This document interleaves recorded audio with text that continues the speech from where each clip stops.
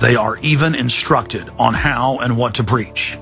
And as KSLA News 12 Jeff Farrell discovered, the clergy would help the government with potentially their biggest problem, us. From my cold, dead hands. Charlton Heston's famous declaration captures a truly American value, the overarching desire to protect our freedoms.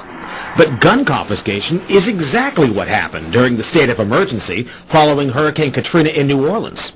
U.S. troops also arrived, something far easier to do even now thanks to last year's elimination of the 1878 Posse Comitatus Act. That forbid U.S. troops from policing on American soil. If martial law were enacted here at home, public fears and quelling dissent would be critical. And that's exactly what the Clergy Response Team, as it's called, helped accomplish in New Orleans. Jeff, the primary thing that we say to anybody is let's cooperate and get this thing over with, and then we'll settle the differences once the crisis is over. Such clergy response teams would walk a tightrope between the needs of the government versus the wishes of the public. In a lot of cases, these clergy would already be known in the neighborhoods in which they're helping to defuse that situation. For the clergy, one of the biggest tools that they will have in helping calm the public down or obey the law is the Bible itself, specifically Romans 13. Because the government is established by the Lord, and that's what we believe in the Christian faith. That's what's stated in the Scripture. They prepare their flocks like sheep to the slaughter for gun confiscation, forced inoculation, and they tell them that it is a blessing to have their families broken up and put into FEMA camps. Irland, Frankreich, Portugal, Spanien, die Schweiz, Liechtenstein, Luxembourg, Polen, Ungarn, Romania. Adolf Hitler bragged that his most powerful domestic tool, used by the Nazis to control the people, was the servile clergy. And his favorite Bible verse was Romans 13, render unto Caesar. Either you are with us or you are with the terrorists. The scam was launched as a simple bait and switch. The government recruited the public by telling them that they were needed in the fight against Al-Qaeda. But from day one, over 90% of their training and operations focus on demonizing, surveilling, and harassing anyone who stands against their takeover. The Department of Homeland Security calling on firefighters to take on a new role in the war on terror. The idea to be the eyes for the U.S. government when they're inside a home. Now, unlike police officers, firefighters don't need a warrant to go into private houses. And critics say that's where things get sticky. Cable company repairmen, truck drivers, maid services, and hundreds of other professions that go inside homes and businesses without warrants are now on the government's payroll as citizen snitch spies. But Big Brother doesn't stop there. Children are being indoctrinated inside the public schools nationwide to spy on their parents.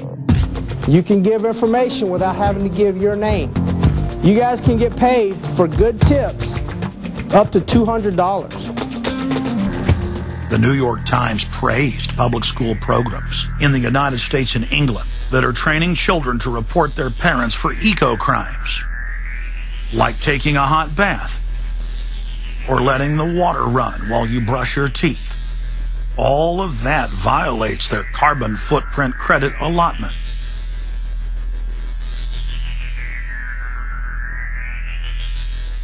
Check it out, check it out. And that's where we come in. We're the carbon cops and we're on the lookout for energy wasters. Our job is to get all Australian households to cut their carbon emissions. So Carbon Cops is a program that looked at energy use in a domestic sense. We went into people's houses and got them to reduce their energy use by 50%. Sadly, the Boy Scouts of America have now contracted with the Department of Homeland Security and are now training more than 20,000 Boy Scouts in anti-terror urban warfare mount training. The federal grants are very specific. The Scouts are trained to carry out seek and destroy missions against disgruntled veterans of the U.S. Armed Forces. Good evening, everyone. Homeland Security is enlisting some unlikely new recruits to fight terrorism and help with other emergencies. The Girl Scouts. Girl Scouts across the country and here in East Tennessee are now taking part. 9-year-old Elise Murphy has already earned a lot of Girl Scout patches. And now, every member of the 3.4 million Girl Scouts of America is now being trained by the Federal Emergency Management Agency to aid and support Homeland Security in disaster and anti-terror operations. One of the things that if you talk to our generals, they are desperate for is a civilian counterpart to our military forces. Everybody somewhere between the ages of 18 and 25 will serve 3 months of basic training and understanding in a kind of civil defense. So is this compulsory then? Well, you have to, in a sense, it's required of everybody, 18 to 25, 3 months, and at some point at that point you do it.